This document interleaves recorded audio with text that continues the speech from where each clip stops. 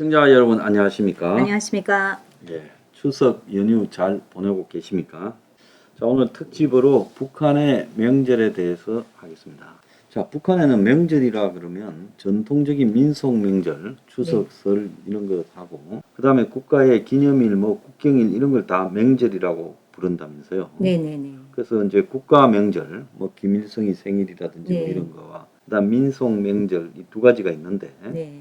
자, 민속 명절에는 추석, 설날이 있고 또 단오가 북한에 단오가 합니까? 있습니다. 예. 단오에도 쉽니까? 네, 하루 쉽니다. 그러면 한식에도 쉬고요? 네. 그러면 한식은 보통 4월 달이 4월 4일에서 어떤 때는 식목일이 윤달이 끼우면 보통 4월 한식이죠. 5일, 4일 예, 이렇게 4월 4일, 왔다 갔다 5일. 합니다. 예. 그다음에 단오는 이제 6월 5일 6월 5일쯤. 예.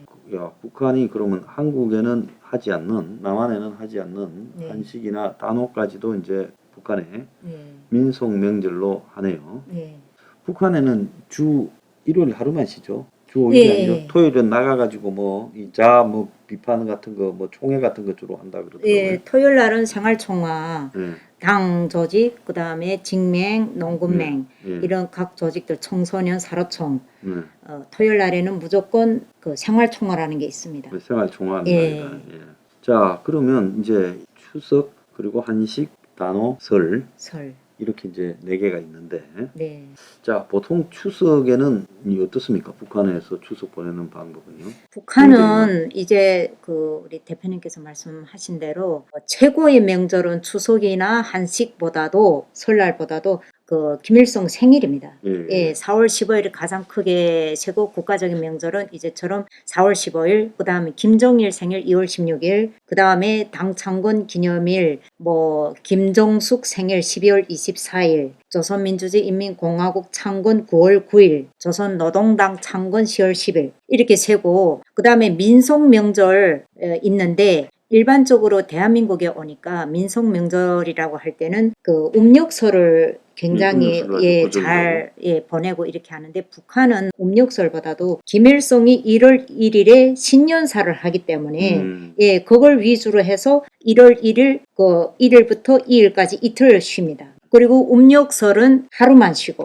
예, 어쩔 수 없어 하루 크게 굉장히 쉬지 않고 그래서 김일성이 신년사를 주체로 했기 때문에 일반적으로 북한 주민들도 1월 1일 날 차례제를 지냅니다. 차례제라는 건 뭐냐면 돌아가신 조상들한테 설날 제일 처음으로 식사를 조상들한테 먼저 상 차림하고 예, 그리고 또 가족들이 먹고 이런 형식으로 차례제를 지내고 그 다음에 4월 4일, 5일 또 어떤 해는 4월 3일이 되는 경우가 있습니다. 한식이라고 있는데 예. 그리고 4월 5일 날은 식수절이라서 식수하고 근데 4월 3일 날, 4월 4일 날 이럴 때는 한식이라고 있는데 그 한식을 조상들이 묘에 갑니다. 북한은 일반적으로 돌아가시면 여기는 지금 현재는 다 화장을 하지 않습니까?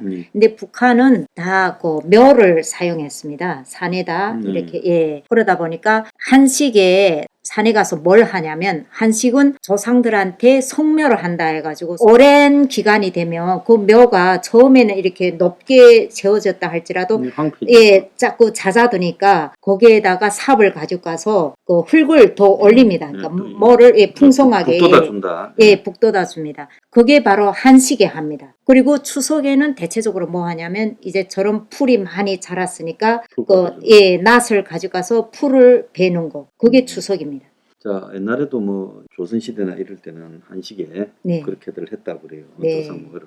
그런데 이제 추석 같은 경우에는 72년에 이제 남북 대화를 계기로 조상 묘소를 찾아가는 성묘를 허용했고 88년에 이제 추석을 민속 명절로 지정했다고 해요.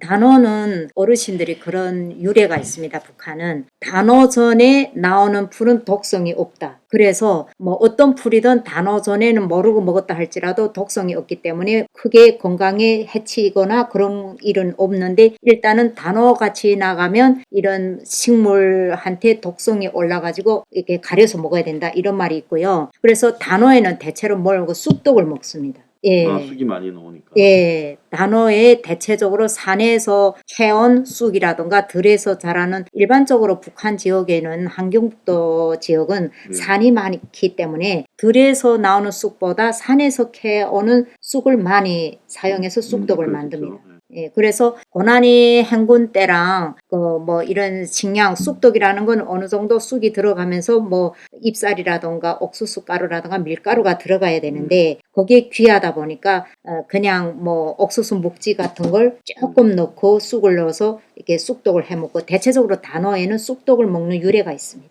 자, 근데 요즘 젊은 이 친구들은 단어를 잘 모르기 때문에 이야기랑 음력 5월 5일. 네. 그러니까 한국으로 양력으로는 한 6월 5일 전. 예, 그렇습니다. 예. 그래서 옛날에는 이제 이때가 단오라는 게 이제 봄이 한참 이렇게 활성이 돼가. 네. 그래서 이제 먹을 게 좀 생기기 시작하니까 이제 장포에 머리를 깎고 뭐 약초를 캐고 이렇게 했죠. 그런데 이제 옛날부터 한반도 남쪽에서는 추석을 중요한 명절로 여겼는데 한반도 북쪽에서는 단오를 추석을 버금가는 명절로 여겼다는 거예요. 예, 그래서 그게 이제, 단어에 그런 게 있습니다. 쑥떡을 먹고 다양한 이런 오곡밥이랑 먹으면서 그네를 띈다. 뭐 그렇게 가르쳤거든요. 이게 이제 중국의 4대 명절이 보면 춘절이라고 음력설, 네. 그 다음에 4월 5일이 청명절이라는 게 이게 한식이겠죠. 예, 그렇습니다. 예. 그 다음에 5월이 이제 5월 5일이 단오절, 음력. 네네네. 그리고 8월 15일이 중추절인데 네. 중국에서는 이게 이 단오절을 지금도 명절로 하고 있단 말이에요. 네. 그러니까 아마 이 중국하고 북한이 붙어 있으니까 예, 맞습니다. 그런 영향에서 이제 남한에서는 요즘 젊은 애들은 단오가 뭔지도 모르는데 네네네. 아마 단오절에 지금 행사를 지고 민속 명절로 하는 거 아니냐 이렇게 보여져요. 네. 자, 그러면 이제 추석에는 대체로 뭐 합니까? 북한에도 송편 같은 거 있습니까? 네, 있습니다.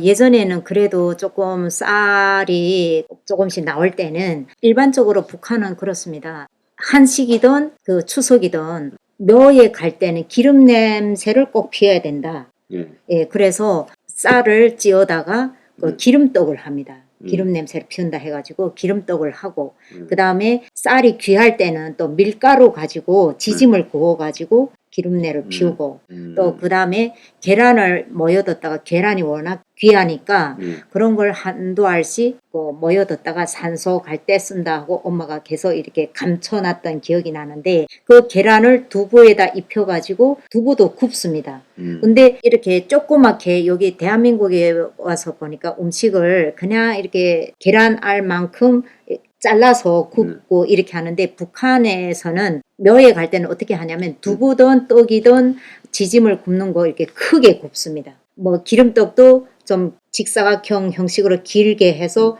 사라에다가 긴 거 그대로 이렇게 싸서 가져가는 그런 유래가 있습니다. 자, 북한에도 뭐 추석 때 씨름이나 이런 거 좀 뭡니까? 윷놀이 이런 걸 합니까? 예, 근데 대체적으로 추석이나 뭐 이런 한식에 하는 게 아니라 단오에 윷놀이라던가 그네뛰기 뭐 이런 다양한 민속놀이를 많이 하고 있습니다. 자, 근데 남한에는 이제 추석 때 보면 가족끼리 이제 민족의 대이동이다 이러지 않습니까? 네. 요즘은 이제 조금 덜해졌습니다만 옛날에는 보면 추석 때 한 일주일 놀았어요. 공휴일이 며칠이든 관계없이. 오래 놀았네. 공장이나 뭐 조그만한 자영업체 이런 데서 일하는 사람들은 네. 한 일주일을 놀고 그리고 이제 또 큰 공장들은 이제 집에 갈 때 네. 교통이 별로 안 좋을 때는 버스를 대절을 했다가 직원들을 고향별로 네. 이렇게 싣어가지고 보내주는 일도 있고 또 공장이나 이런 데 이제 다니던 사람, 식당에서 일하는 사람, 이런 사람들이 추석 때 집에 갔다 오면 항상 옮겨요.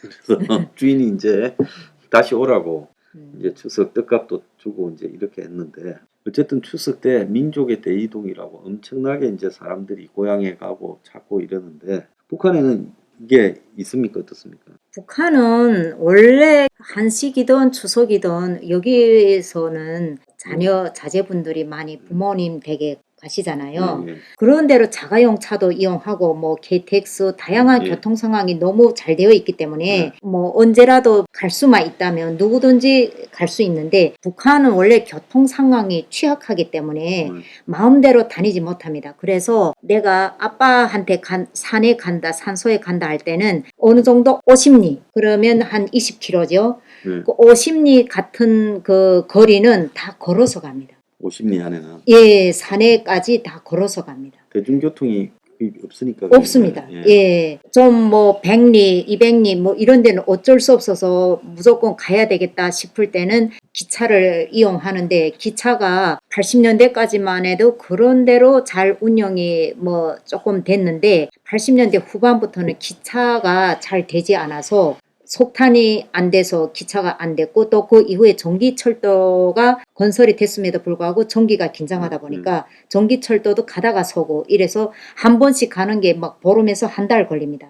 보름에서 예, 한 200km 가는 거리가 한 달 정도 걸리고 막 도중에서 차 가다가 서고 이런 상황들이 많이 발생하기 때문에 가급적이면 못 갑니다. 걸어서 갈 수 있는 거리, 산에까지 갈 수 있는 거리는 걸어서 갑니다. 아이들 손목 잡고 또 이렇게 걸어서 가다 보니까 제가 한번 산에 갈 때 어떤 어르신분이 조상묘에 가다가 북한은 도로가 있고 철길로 걸어 다니는 게 있습니다.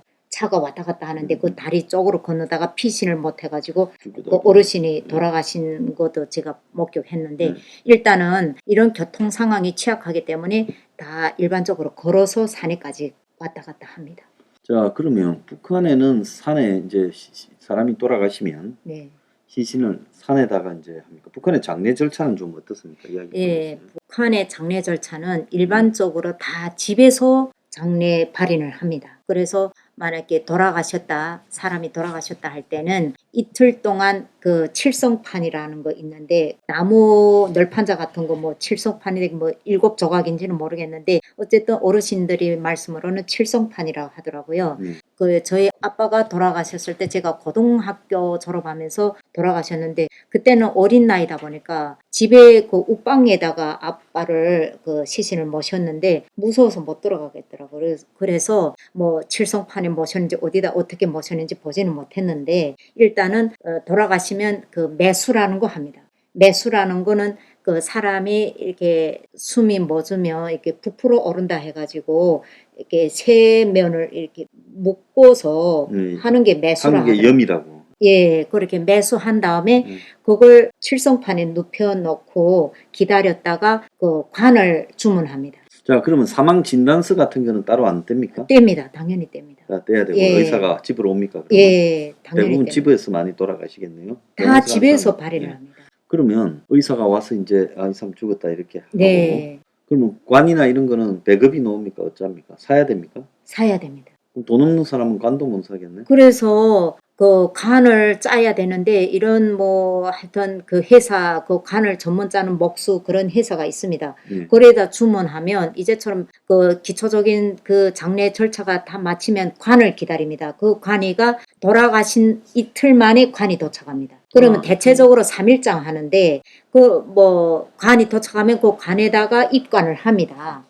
예, 입관을 하는데 집에서 다 장례 발인을 하다 보니까 여름 같은 경우에는 정말 그 북한 지역은 또 추울 때는 아주 춥고 더울 땐 되게 더울 때는 아주 덥고 하다 보니까 시신이 조금 부패돼 가지고 그때 그 뭐 저희들은 어릴 때니까 잘 모르는데 어르신들이 그러더라고요. 아, 누구는 집에 이렇게 장례를 갔다 왔는데 그 송장 냄새 나더라. 그래서 우리는 송장 냄새 무슨 냄새인지 몰랐거든요. 그렇죠. 자, 그런데 참으로 진짜 이해가 가지 않는 게 사람이 동물하고 다른 게 사람이 죽으면 장례를 치른다는데 아무리 사회주의를 하더라도 뭐 장례를 치르는 시설을 만들어 놓고 네. 그리고 또 시신은 냉동 보관을 좀 하고 이런 관은 또 제공을 해주고 뭐 이런 정도는 돼야 그게 무슨 뭐 사회주의지. 이게 뭐 가만히 보면 그냥 기본적인 인륜이라고 부르는 것조차도 이 정부는 무책임하잖아요. 무책임할 뿐더러 인권이 안 되어 있는 거죠. 이제처럼 시신이 안 되는 것도 그것도 말도 못할 상황인데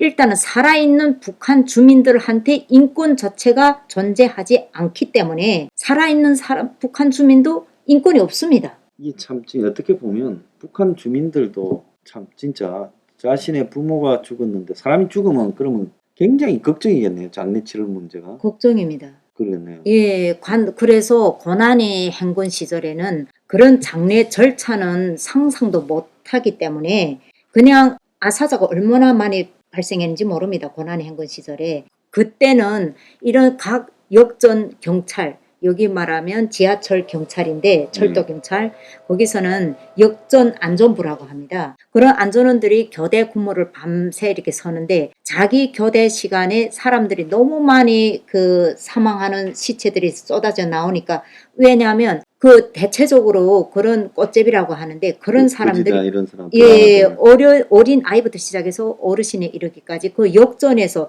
뭐 어느 가족을 기다리는 사람, 또 뭐 역전에 그래도 조금 은폐할 수 있는 곳이 안전지대라고 생각했기 때문에 거기에 한 3, 40명씩 앉아있다 폴싹 굶어 죽어서 그 시체를 어떻게 처리할 게 없으니까 역전 안전원들이 상당히 고민을 많이 했습니다.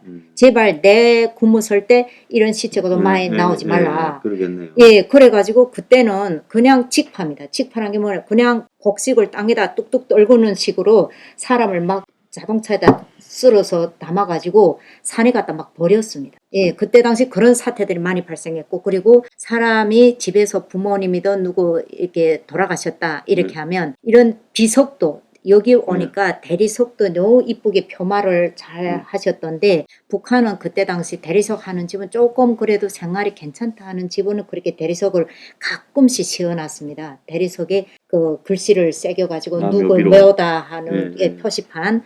근데 그렇게 경제적으로 일반적으로 다 안 좋기 때문에 나무 했습니다. 나무 가지고 거기다가 검은 먹물 가지고 이름을 쓰고 누구의 묘다 이렇게 하다 보니까 거기가 시간이 지나감에 따라서 다 지워져. 그래서 내 아빠 묘도 찾기 힘들 정도로 누구 묘인지도 모릅니다. 그 나무가 썩어서 다 부스러 떨어지니까. 그래서 이제 이 산은 그러면 어느 산에 갖다 묻습니까? 북한 사람은 자기 소유 땅이 없지 않습니까? 없습니다. 없고 그냥 우리 친구들도 그랬고 저희 아빠도 돌아가실 때 엄마가 꿈에 나타나는데 뭐 어떤 그 지금 아빠를 모셨던 그 산 그 주변에서 그 아빠가 이게 우리 집이라고 하더래요. 그래서 엄마가 거기다 모셔야 되겠다 이렇게 했고, 그러면 이제 할아버지가 만약에 돌아가셔서 어떤 땅에다 모셨다 이렇게 할 때는 또 아빠가 돌아가시면 할아버지 옆에다 모셔야 되니까 그렇게 줄줄이 모시는 편향들이 있는데, 대체적으로 내가 어디에 안전하다, 동네에 또 어르신들이 있습니다. 그런 어르신들한테 우리 누구 이렇게 돌아가셨는데 어디다 묘를 하면 좋을까? 묘는 아무 데나 하면 안 된다고 하는데, 그러면 어르신들이 어느 쪽에 가서 좀 해라 이렇게 조언 주시는 분도 계시고 또 꿈에서 어디다 집을 지었다 하더라 이러면 거기다 모시는 경우도 있고 이렇습니다. 그러니까 그냥 어떤 적당한 지역에 갖다가 하는 거네요. 예, 그렇죠. 그럼 정부에서 방해는 안 합니까? 예, 그거 방해 안 합니다. 뭐 전부 산이니까. 예, 산이 많으니까. 그럼 그 주로 시신들 묘지끼리 많이 묻는 데다 갖다 묻더라 이런 이야기는 안 합니까? 아니 그런 이야기는 없고 이제 뭐 어쨌든 제가 겪어본 데 의하면 뭐 묘를 아무데나 쓰지 말라. 근데 그런 게 있습니다. 이제처럼 뭐 밭이 가깝거나 또 이런 인근 주민들이 좀 이렇게 가까운 곳에 그런 데는 쓰지 말고 또 그런 데다 또 쓰려고도 하지도 않고 뭐 대체적으로 좀 안정하다, 우리 집에서 앞으로 산소에 왔다 갔다 할 수 있는 조금 유리한 곳에 이런 곳에 적당히 잘 골라서 하고 있습니다.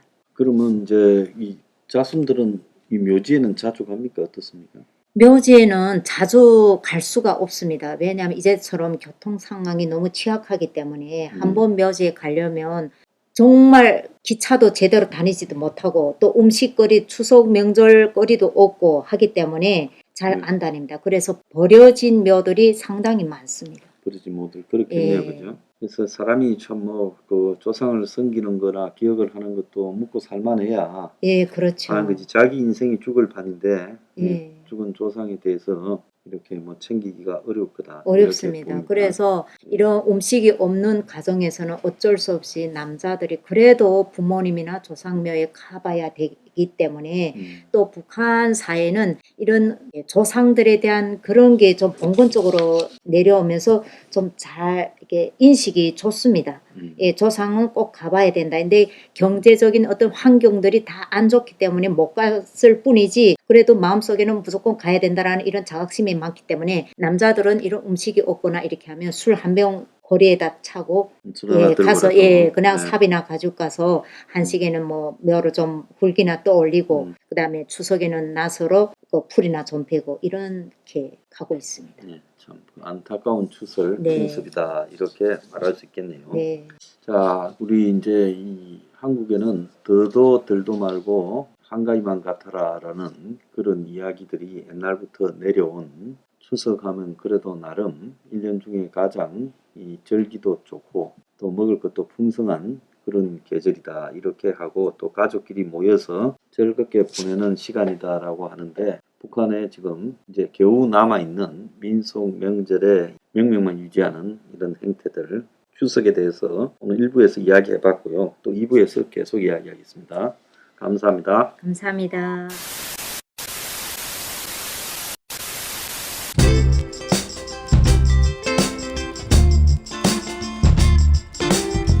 안녕히 계세요, 여러분.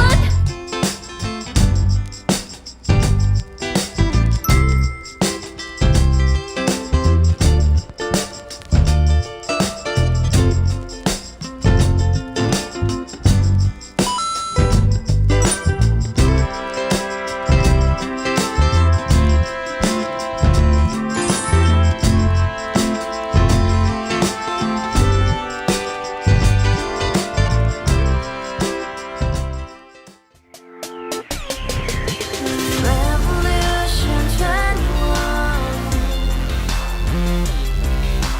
Revolution 21. 내 나이 30 월세 30 코인빚만 300 서울에 온 지 벌써 10년 아둥바둥 버텼지만 여전히 난 반지 하에 제왕 곰팡이 연문제약 내 미래는 깡통망통 완전히 폭망 구시원 창문만큼 작아진 내 꿈 연애 결혼 내 집 모든 게 헛꿈 1년 전 떠난 여친 울며 말했지 같이 스파차 평생 가본 게 꼭꼭꼬라지 Revolution 21. 가바후스 700 나도 소유주 Revolution 21. 가바후스 700 나의 소주 택시기사 우라부지 마트 캐셔 울어무니 우리 집안 다 털어봤자 후줄 그래 개선민 내 미래 거기서 팍 끝난 거지 팍 더 이상 노력 따윈 괴물이 스펙 찾아서 말리 비오는 날 알바 잘려 맨날 학원 날 개쳐 발려 밤비 내리는 양화대교 홀로 걷고 있을 때 현수막에 아로 새겨진 평당 700짜리 아파트 다 같이 소리 질러 혁명 21 Revolution 21. 가바후스 700 나도 소유주 Revolution 21. 가바후스 700 나의 소주 You and I, we live together in the house. Brand new day, and your dream had just begun. Revolution 21, only open happiness. 너의 곁에 내가 영원히 함께. 지금까지 정치인들 입만 열면 찝찝찝 개소리 멍멍멍 쳤다 하면 뻥 잘난 부모 만나 잘난 학교 나오면 뭐하나 우동살이 꽉 찬 대가리 깡통 소리 텅텅 저 푸른 조원이의 그림 같은 집을 짓고 평상사천 팔면 뭐해 평생 살 수 없는 집 내 미래 내 꿈 희망 그 살아나는 집 우리의 미래 혁명 21 Revolution 21. 가바후스 700 나도 소유주 Revolution 21. 가바후스 700 나의 소주 Revolution 21. 가바후스 700 너도 소유주 Revolution 21. Yeah 가바후스 700 너의 소주 Revolution Yeah 21. 가바후스 700 나도 소유주 Revolution